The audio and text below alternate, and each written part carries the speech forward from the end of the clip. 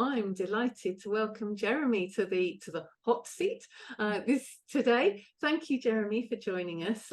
Jeremy Lazarus, who is presenting at the NLP conference in 2024, and you're presenting at the virtual conference in February. And your presentation is about performance profiling, an invaluable coaching and management tool. So that sounds very intriguing. Could you start by telling us a little bit more about yourself and your presentation? Right. So firstly, good to see you again, Karen. So basically, I had 18 years in the world of finance. I'm a qualified accountant, qualified corporate treasurer. I had all sorts of, mainstream jobs. In 1999, I quit all of that because I think people are way more important than the numbers. I think the numbers are a reflection of the people. So at that point, I set up my own coaching business, came across NLP, became practitioner, master practitioner, trainer in 2000, and then a master trainer in 2008. And since 1999, I've been coaching and training all sorts of people, public sector, private sector, elite athletes, charities. And I'm blessed to say I do what I love and love what I do. And I'm passionate about NLP and helping people to achieve the results they want and get, be even more successful than they thought they could be. Wonderful, thank you. So your presentation, performance profiling. So I read that it's what sports people use, and not being a sports person, please do explain a bit more about performance profiling and what that entails. Okay, just basically a series of questions that the coach, or whether it's a sports coach or a business coach, NLP coach, would ask their clients to help them to gain an understanding of where they are. It's basically to help someone improve what they do, improve performance. So they would ask questions about where the person is in terms of the attributes they have and to what extent they are good or not good at those particular attributes, and then discuss ways to improve those attributes, improve those skills to become even more effective. And one of the benefits is that it brings objectivity to something which could be very subjective. So we take tennis, for example, what's your backhand? Well, it's not bad. Well, what does not bad mean? And compared to who as well? Yeah.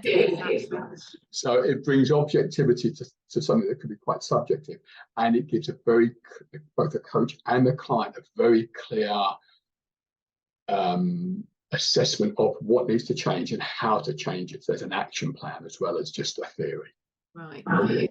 So it's very much, there isn't, because when I saw about profiling, I was thinking, oh, does that mean like Myers-Briggs, there's some sort of tool they have to go and buy? No, there's no additional cost. You can do it very conversational. It's all free. If they come to the session, they'll learn how to do it. I use this with my clients a lot. I teach my clients how to do it as well, so they can do it with their colleagues and clients. So no, there's no additional cost. Oh, brilliant. That's good. So you've almost answered the next question, which is what practical learnings will delegates take away from your session? It sounds like some questions for starters. Well, they'll learn a process of literally how to sit down with someone in anything from, well, you could do it in 10 minutes. So it's probably typically half an hour-ish, maybe longer. And agree areas and methods to improve someone's performance so that they can get better results. You can use it with individuals and you can use it with teams. Again, with sports teams, I've used it with sports teams. You can use it with management teams or teams in a business or an organization. So it's really, really useful. And very flexible by the sounds of things as well. Very. Wonderful. And from an NLP perspective, it respects clients' model of the world. There's about flexibility. So a lot of the NLP presuppositions can be brought into play regarding this particular tool of performance profiling. Oh, fantastic. Thank you. So is there anything that delegates could do beforehand to give them, say, an even deeper understanding of your session? Okay. What I would suggest people do before they come is just to think of one or two areas, one or two areas of their life that they want to improve. And it could be in sport, they want to improve their tennis or their basketball or hockey or swimming. It could be in the workplace to become an even more effective leader, manager, coach, salesperson, parent even. So it can be used in all sorts of. Sorry? Grandparent. Yeah, uncle, aunt, whatever it may be.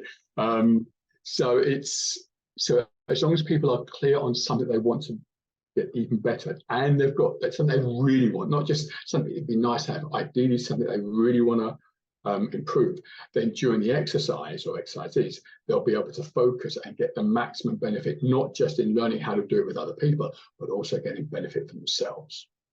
Perfect. I think I'll be bringing my cooking skills then. You're welcome. My family would be very happy too. So thank you, Jeremy. So what inspired you to want to present at the NLP conference next year? I've presented pretty much every year for at least, I don't know, 10, 15, maybe 20 years, something like that.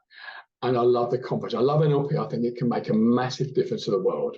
And I think looking around the world, the world could do with some help at the moment. And I want to give some ideas to coaching. I'm passionate about coaching as well, not just NLP. I think NLP can be used very effectively for coaches. So I want to empower and inform coaches and NLPers on how to help their clients to get better results. In terms of the conference itself, Karen, you and I go back a long time. And I know the work that you and Cash and Shannon and you and your team put into this. And if there's anything I can do to help make the conference, be as successful as it normally is, then I'd love to do it. That inspires me. You guys inspire me. The delegates inspire me. The presenters inspire me. So it's just something I love doing. Thank you. And now we're back in person as well. You were at the conference this year in person, and Yes. you're an exhibitor as well. Thank you. I am. It's that there are many things we can do via Zoom, and being in person is just, getting that proper hug is really important. It is. It is. Thank you, Jeremy. So to remind people that are watching this, Jeremy is presenting at the virtual part of the conference this year on Saturday, the 10th of February at 1400 hours, and that'll be GMT because the clocks won't have gone forward by then. So we look forward to seeing you and hearing all about performance profiling, an invaluable coaching and management tool on the 10th of February. Thank you, Jeremy. Thank you, Karen.